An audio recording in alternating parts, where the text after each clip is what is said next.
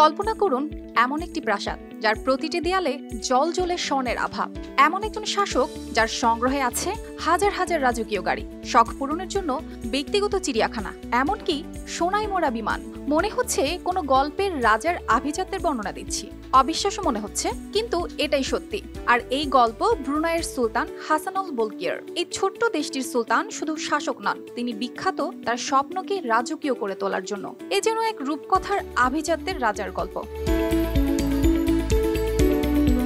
1967 সাল থেকে সুলতান হাসানুল দেশটির প্রধানমন্ত্রীর দায়িত্ব পালন করছেন, কিন্তু তার কাজের পরিধি শুধু এটুকুতেই সীমাবদ্ধ নয়। অর্থ, বিদেশ, প্রতিরক্ষা ও বাণিজ্য মন্ত্রণালয়ের দায়িত্ব পালন থেকে শুরু করে সশস্ত্র বাহিনীর প্রধান পর্যন্ত তিনি সবকিছুরই প্রধান নিয়ন্ত্রক। তার জীবনযাত্রা এবং সম্পদের কাহিনী যেন এক রাজকীয় রূপকথার গল্প।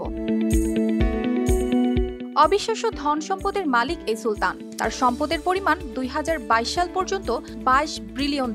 ব্রুনাইয়ের তেল ও প্রাকৃতিক গ্যাস ভান্ডার থেকে প্রাপ্ত মুনাফা এবং পৈতৃক সম্পত্তি তাকে বিশ্বের শীর্ষ ধনীদের একজন করেছে। 1988 সাল পর্যন্ত তিনিই ছিলেন বিশ্বের সবচেয়ে ধনী ব্যক্তি।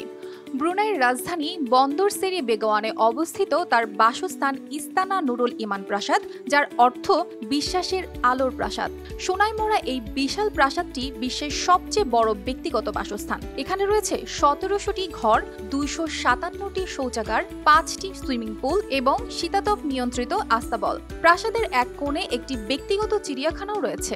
এমনও কানাঘুষো শোনা যায় সেখানে নানা প্রজাতির পাখির পাশাপাশি 30টি বাঘ রয়েছে।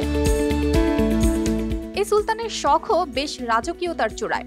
তার সংগ্রহে রয়েছে 7,000-এরও বেশি গাড়ি। এর মধ্যে প্রায় 500 রোলস রয়েস গাড়ি রয়েছে, বিলাসবহুল কয়েকশো ফেরারি গাড়িও আছে তার, 220টি ঘোড়া, এমনকি সোনার পাত দিয়ে মোড়া ব্যক্তিগত বিমানও। তার ওই বিমানকে রীতিমতো ফ্লাইং প্যালেসও বলা যায়। ভাবা যায় এইরকম এমন অনেক অবিশ্বাস্য সম্পদ তার হাতের নাগালে। 2008 সালে ফোর্বস ম্যাগাজিন অনুসারে তার সম্পত্তির পরিমাণ ছিল $2,000 কোটি।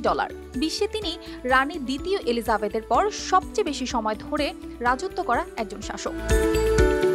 শোনা যায় প্রতি মাসে অন্তত একবার চুলে ছাঁট দেন সুলতান। 3 থেকে 4 সপ্তাহ অন্তর তার চুলের কায়দা বদলান তিনি। চুলের ছাঁট দিতেই প্রায় 15 লক্ষ টাকা খরচ করেন সুলতান। সে কারণে লন্ডন থেকে কেশসজ্জা শিল্পীকে ডাক দেন তিনি। কেশসজ্জা শিল্পীকে সির্ফ প্রথম শ্রেণীর বিমান ভাড়া বাবদ প্রায় 9 লক্ষ টাকা দেন সুলতান।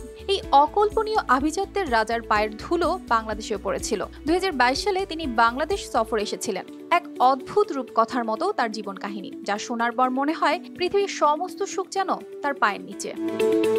অর্পিতা জাহান, RTV।